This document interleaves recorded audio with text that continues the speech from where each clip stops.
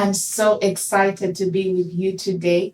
It's an exciting and amazing day. Those are two of my favorite words, and I'll be using them a lot. My name is Karen Hasasha, and I call myself a super creative. And I'm going to be so happy to take you on this amazing journey.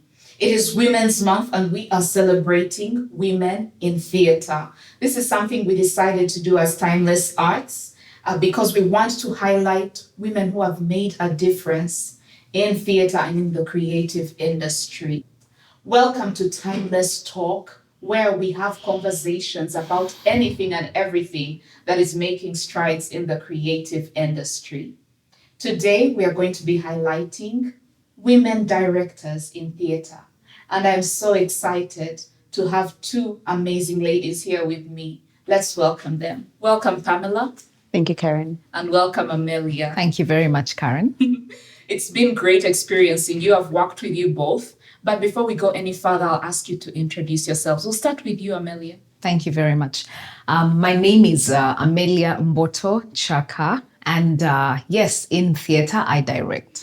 And I am unapologetic about that because theater is life and I just like to be where there is life. So I've been directing for about maybe 19 years now. Wow. Yeah, but this is from school. Wow. Not the 19 public years, you know. But yeah, this was from school, and for out here, it could probably be about 11 years. Yeah, so from campus all the way, just swung into directing. But I do act as well, though, yes. Yeah, by default, it's really directing. Yeah, so it's wonderful to be here, really. I've experienced you, and I'm just happy that we're going to delve more into that. Thank you, Karen. Pamela, please go ahead. My name is Pamela Keryeko. I am an actress-directress. Some people don't like that thing. I just love it. It rolls off the tongue. I'm a director for theater and film and TV. But my background is in acting. I have been acting for 22 years now. And I've been directing for 7 years now. Oh, Awesome. wow. Yes. Wow. Good job. So Thank you. With your directing journey, you said both theater and film. Tell us a little bit about that. Has it been from theater to film or film to theater? It was theater to film, back to theater, and then back to film. And now back to theater. Oh, my. Good to have you back. Thank you. Welcome back indeed. And Thank Amelia, you. has it been only theater or theater and film for you? Only theater. Oh. I did film, but that was, I think, voiceovers. Do you call that film? Yeah, documentaries, but only theater.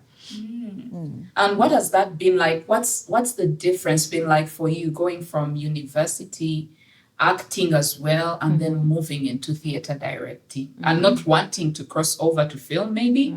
Have you thought of that? No, I actually wanted to cross over to film, but then I knew if I crossed over to film, that would be acting. And I was always shy about acting, but directing would just come out like a natural. So I kept saying, now having been known on stage as that director, now you come to film and they have to instruct you and you kind of look like, I don't know what's happening right now. So I was not very willing to look like I didn't know what I was doing. So I decided to stay where it was comfortable. Are you choking because of me? Anyway, seriously, so I decided just to stay comfortable in theater. And there's always been a need, really, because from theater, we do eventually produce, not direct, but we produce those that flip over into film. So it's wonderful to know that we are the givers there. Yes. Yeah, the transition has always been theater to film, which is better. I've found that those who come from film to theater then have a challenge. But Absolutely. if you do research and actually read up on the most amazing actors, people like Denzel Washington, they've actually gone from theater Absolutely. to film. And you touched something about directing, that if you then wind up as an actor, then it's a problem, because I guess you want to direct yourself. Is that it? Yes, you want to direct yourself, but sometimes also having to receive direction of something that you don't believe in. So you're thinking, you're asking me to do this on camera. That is not right, because we always have that conflict of what it is on stage and on film. It's there's something different, and people don't actually know that. So on stage, I wanted larger than life and very emphatic. On camera, you asked me to reduce so it doesn't feel natural, and yet camera, they say that's the natural. So I really, really must applaud Pam, how she's able to come here, sit very comfortably on stage, and then go to film and do the same thing. That's a real talent. Yes, Thank it you. is. Pamela, how have you found that, taking direction from someone else, knowing that you could actually direct that yourself? Ooh, well, I think I will give that up to my training, my director's training. I got my training from Silent Voices Uganda, and they had this apprenticeship program where she would train directors on the job. And this is Judith Adong. This is Judith Adong. Yes. So she would train directors on the job. You're actually being you're studying directing, but on a production that's going to be put up. Yes. So she puts out a call, and then you have these amateur directors, like people that are in university, people who have never directed before. Maybe they have written a script or two before, but that's it. And then she hires professional actors, and you have to take direction from those amateurs. Oh my. You understand? Oh my. You can't talk back. You can't, because when they are directing you, they are They're her. the lead, yeah. You understand? Yes. And she's somewhere in the background watching, supervising. My God, you dare not take direction. So you had to, by default, you had to learn how to take direction. Exactly. You had to learn to humble yourself. So, and that's really the strength of any actor. If you're an actor who can't take direction, regardless who it's coming from, then it becomes a little bit of a challenge. So for me, that experience was really, really good in humbling and molding me in that aspect. Now, there's something that happens in theater that you wind up directing work that has been done all over the world or in different other countries and different other spheres. It's not like a movie, because once a movie comes out, it may take a few years before there's a remake or anything like that. But with plays, you find that you're doing that play here and someone has done it in Congo, someone has done it somewhere else. So how do you then bring your own touch to this, Amelia? So the beauty is, I always refer to this as the galaxy. Okay, the galaxy has very many orbs in it and different objects, different stars, you know, and none of them is competing for the space, because they just know that they shine. Their role and duty is to shine. Yes. So it doesn't matter how many people have done Shakespeare and etc. Your role is like, oh my goodness, this is thrilling. I catch the story. I feel it. I love it. It comes to life. So the whole bit is that you have to think about yourself as a new, different. You're the next on stage. It's your turn, and the curtains have closed off on another, and now they're opening up to you. So I have got to bring something new, even when, in fact, you always have to behave and say, nobody's done this before. So I am actually doing, that's always a thing at the back of your mind. Even when it's just been in the theaters like a week before, you just say, hey, there's one more thing for you to know. You know, like when I look at these letters, there's a G going, I don't know where. So if you ask an artist, there's going to bring a G coming all the way. So that thrill of knowing I am in the galaxy, I'm out in this big world and I'm doing a new thing. Yeah. So if there's a whole shelf about Shakespeare, everybody has done something different about Shakespeare, and I'm bringing in another something. So that's the beauty about And when directing. you speak about Shakespeare, I know you directed The Merchant of Venice, because I was very proud to produce that and work with you. Yeah. And everyone, we actually kept worrying about whether the Ugandan audience would receive something like that. And you pulled it off. Kudos to you. You did great. Thanks be to God. She was my director. Oh, yes, she was your She was my director. director.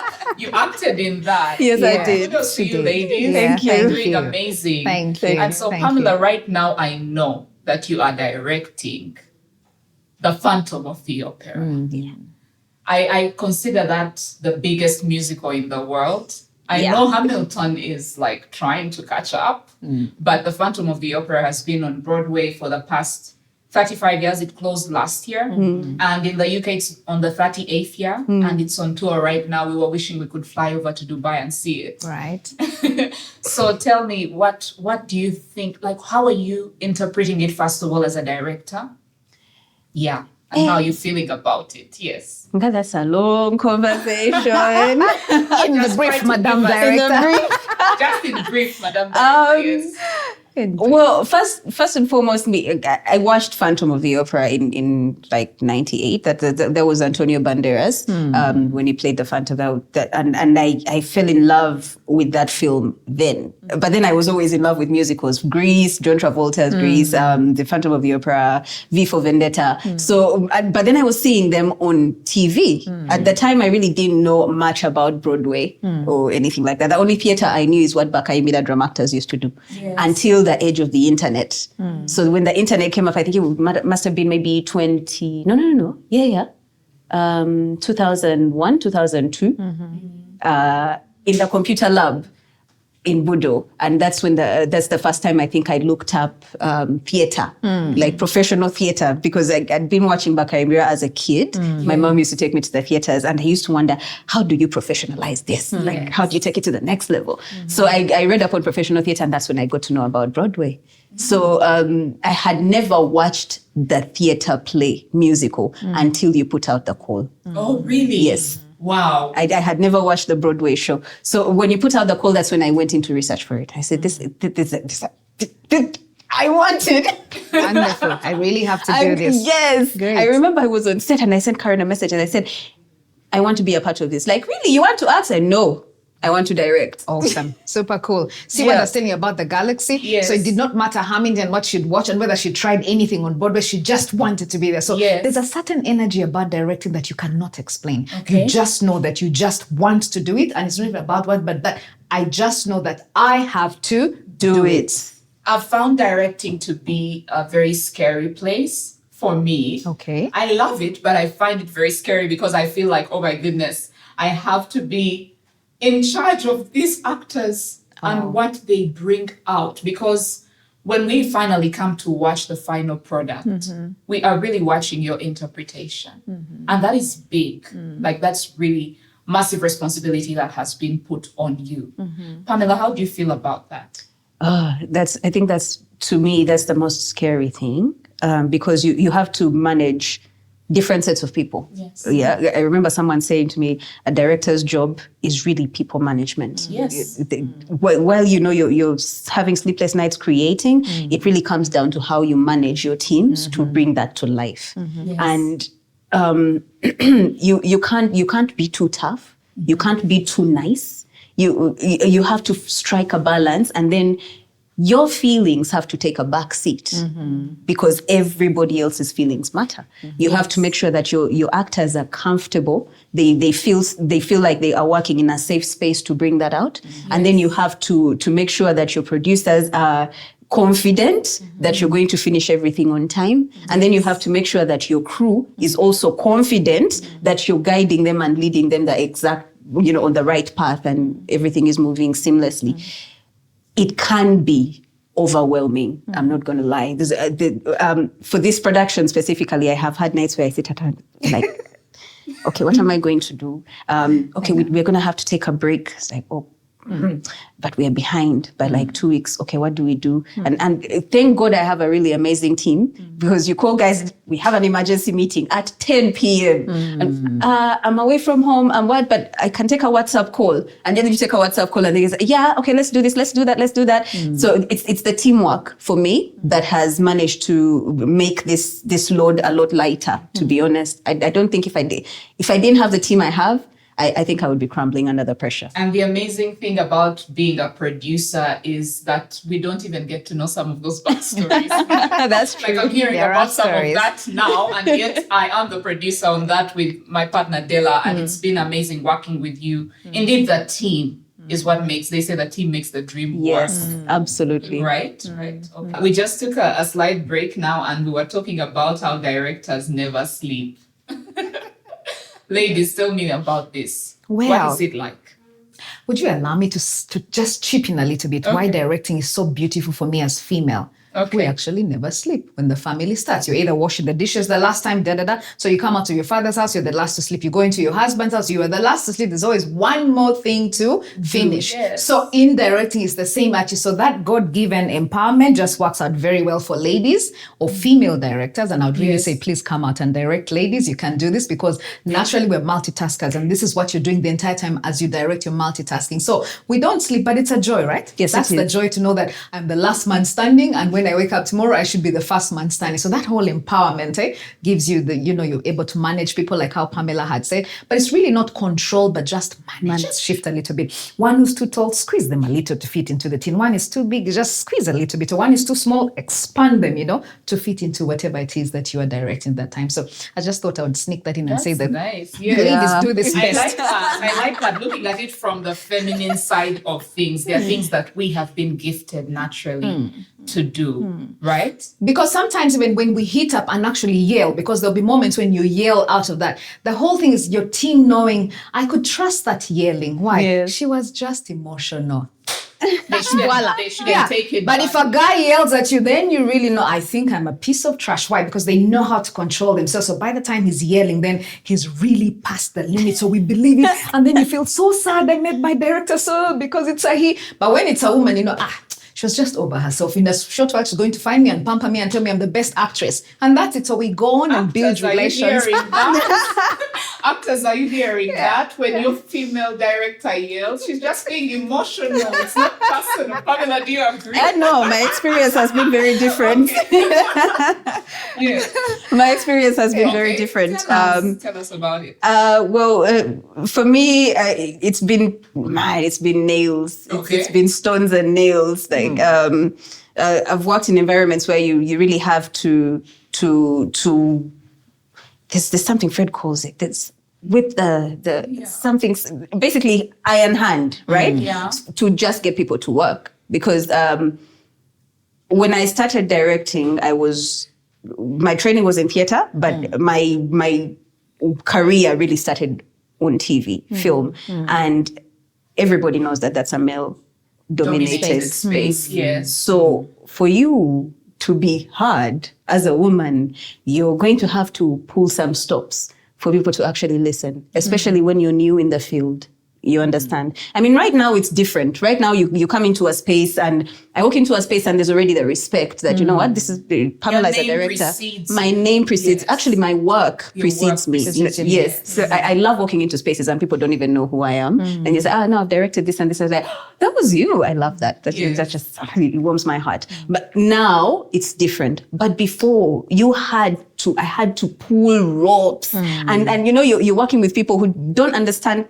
This one experience, I was working with two camera operators. That's what I'm going to call them. And we were shooting out in the field.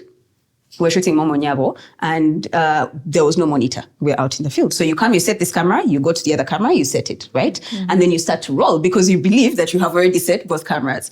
So while the thing is going on, you leave this camera because you know everything is okay to go back and check on the other camera. And he has changed the shot. Oh, he did it 1, 2, 3 times and I lost it. You're out in the field. Everything is being captured in real time. So there's nothing like take 2 or anything like that. So you know that you have lost a shot. Yes. And this guy is adamantly standing there and telling you, I know what I'm doing. So I don't know what I'm doing. Right. Is that what you're telling me? Right. You know, that kind of thing. And then when you lose it, then you become the bad person. No, she just yells. She just does this. But you've just cost me a shot. I cannot explain how. So do you feel like for me, as a woman in this industry, some slack, like some people should cut you some slack? No. Okay. No, I don't believe people should cut me some slack. Okay. I don't believe people should cut any woman any slack. Okay.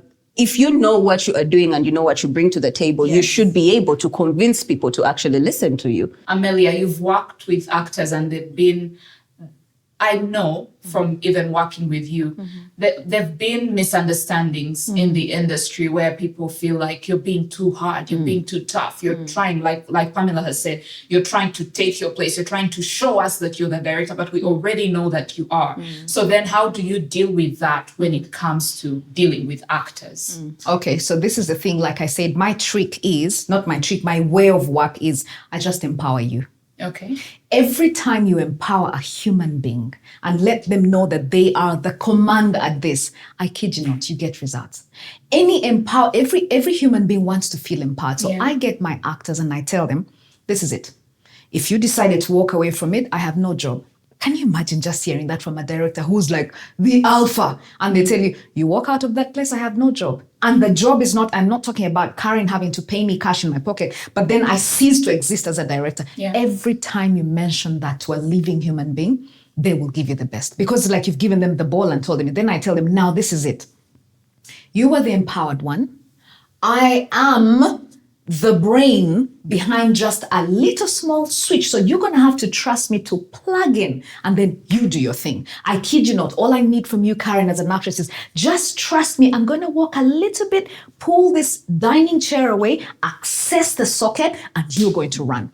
Every time I have done that. So that's why people move around and say, they call me the mommy director. I have had that. They call me the mommy director because after that, when I tell you every word I tell you after that, you have to take it. I tell you that was not good. And I'll let you know. And they say, we're going to pull the chair again and replug. So it's just empowerment because I believe that the people I'm working with are talented. They are knowledgeable. They are not empty teams. Yeah. So every time I come, I say, really? A whole you? That is all you could give me? That feels a little bit empty. That feels a little bit quarter way. Try again. So we always have that even on the very last. But then I know, and after that, and I tell them, you only have this amount of time to create. After week 8, you are now going to have to listen to what I say. That's when I come in and say, after this, I am so sorry. We're not creating. So you have all the time to do. And this is the whole thing is that then I value rehearsals a bit. A lot of my work for me is rehearsal. If you don't get it before the rehearsal, you can't get it. Then you're not, because what you're going to do on stage is now the acting. In the rehearsals is building relations, knowing your team, knowing who I am, and then making love to your character, not with your character, but making love to your character. Because what's going to show on stage is the whole process of what has been happening. So because I work with that whole empowerment and tell you, you surely are not that pretty for nothing. That's beauty with brains. My goodness, you're not muscular for nothing. Swing the girl off the floor. And then if it's like, ooh, then here's the alpha and will just swing the girl away. And before we know it, I am benefiting as a director because everybody's just being out of their own. So that's just the way. Just empower people and let them know they are not empty. Yes. They know it. They just needed direction. I called you about how many times when I was coming here, like 2 times. Yeah. I had the general thing and the pin. Then when I was in the place, I asked for direction. So you can't tell me that I was empty. I had a pin to help me the whole time as I was coming. I just got to the place and then said, okay, which floor is it? And then I got lost at floor 4. There'll be those days. And then somehow you told me, come back to floor 1. So that's the director. You're not directing an empty being. They're just going to need help in the particulars. space. And every time you let a person know they're not empty, You've empowered them. Yes. and they'll do it. So, Pamela, how do you then deal with actors who, like Amelia has said, they're being empowered, you're giving them an opportunity to create, but they're just not getting it. And to them, you are the bad one. I think I'm still discovering myself when it comes to that. But the different tactics, if I can call them, that I've used is I have conversations one-to-one with actors. I find that those help very much. Sometimes actors just don't even know what they're doing. Sometimes they're being big-headed and they don't even realize that they're just being big-headed. Sometimes they have underlying issues away from the space that end up projecting within the space. Ultimately, when an actor refuses to take my direction, I cease to work with you and I work with your partner. Whoever you're in the scene with.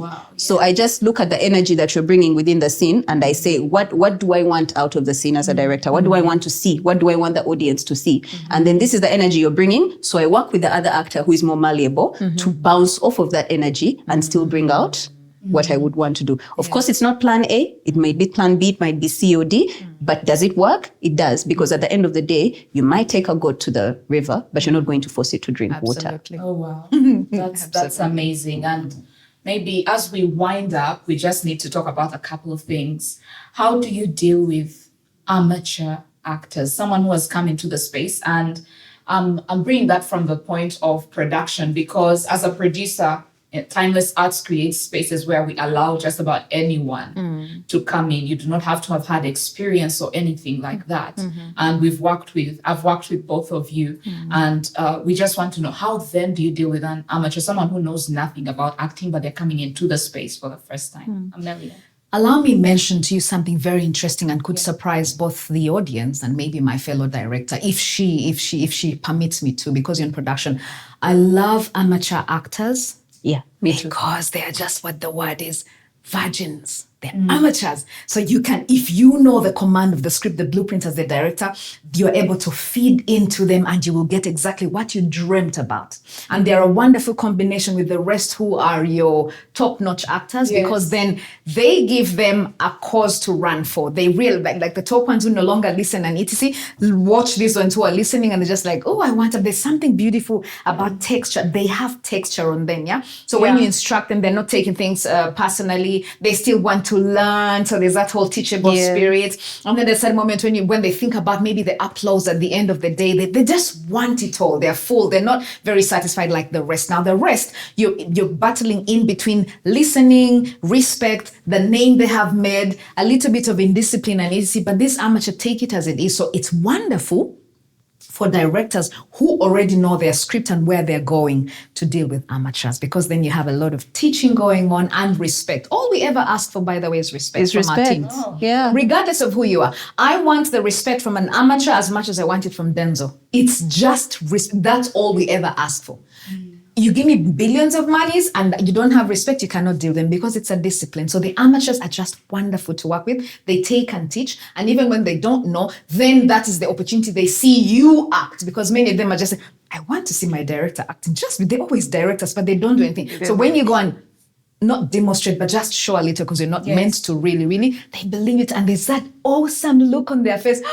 Like you actually know what to do. Yes. You're not just talking. So that beauty and passion that lights up in their eyes is just amazing. So I would really work with an amateur any day and any time. Amazing. Directors are asking for respect and listening. And I believe it's not different for your counterparts, the male directors. Same thing, respect and listening. So as we wrap this up, and we talked a bit about each of your journeys. You acted, now you're directing, but what made you choose directing? You want to go first? Yeah. You go first. This one sounds a little bit,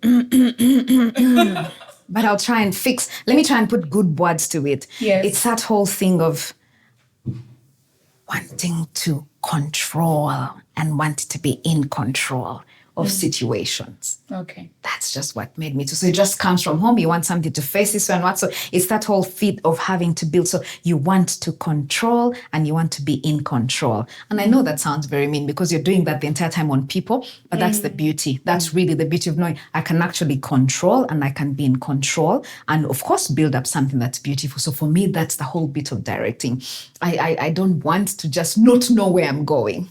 And I think because in general, life gives us that. We don't know where we're going half the time. So being able to come into a situation where you can actually figure out what's going to happen next. Yes. That's not a bad thing. I think even as women, generally speaking, because our emotions can flare up any moment, anything can happen and change. So having this one place where, to a great extent, you know what's going to happen. I don't think that's a bad thing. I don't think so. I don't think so. Yeah. But it's a secret. It should not be public, right? Yes. I'll leave a secret. It's a secret. That is Dangerous secret. It's a public secret. Pamela, what made you choose directing? You've actually intimated to me that you are not acting for a season anymore. Yes, because I want to. I want to. I don't want to use the word, but for lack of a better word, I want to master directing. Then I can move on to the next thing. So for me, the number one reason was I got bored. I got bored acting. Yes, I felt like, I could do it I could do it in my sleep. I wake up in the morning and then just go, and it's just like that. Or a burnout. Yes, I had massive burnout, and then also I took a break from film and went into theatre. The very first time I worked with Dr. Charles Mulekwa, and then that very year I got contacted by Judith Adong. So there I was working with two really good directors, and then I go back to film and I'm like, what's happening? Yeah, I'm not learning anything from this side anymore. There's something. So I got picky about which directors I wanted to work with, and then I started to feel like, perhaps we don't have enough directors. Like there are so many actors and they keep coming. Yes. But I feel like we don't have enough directors, especially performance directors. Okay. Like we have a lot of directors, technical directors, and they want their shots but you watch a very technically really good film technically, but the acting is lacking. So the believability of the story is, and I said to myself, that's what I want to do. I want to direct performance. Welcome. I just want to make sure that they are. Welcome. Yeah, it's actually very true that the industry in Uganda lacks directors. I know that there are many film directors and many keep coming up because film is really just on this growth trajectory right now. But for theater, we lack directors. And so we celebrate you ladies for being in that space. And, Thank you. you know, as Perhaps, we close. if you can allow me to say, Yes. even film doesn't have directors. Oh, really? Sue me. We have a lot of masqueraders. We don't have many directors. Oh, wow. I'm being very honest. They're there. I'm not saying they're not there. They're there. But there are also a lot of masqueraders. And that's why you look at certain projects and they will go far. And you look at other projects and they're like, So I think there's need to also be very honest with ourselves and say, you know, this is my strength.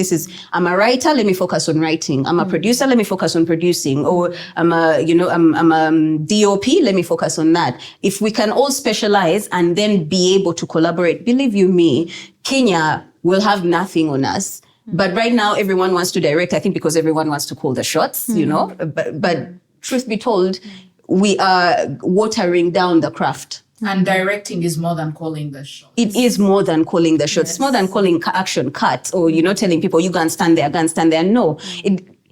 Amelia, you will agree with me, and you will agree with me, Kathy, that, sorry, Karen. Hi, Kathy. Kathy's our dance director. Hi, Kathy. Yeah. That by the end of the day, when you've had a really tough directing day, you are worn out. You can't stand people around you. You just want to be in a quiet place by yourself. That is what directing really is. Not running around on set, making sure the light is the emotional engrossment. In you know, that comes with directing really is something that we underestimate. Yeah. I'll tell you something about stage, just a little bit of a correction, is that we actually have directors. We have many directors, yeah?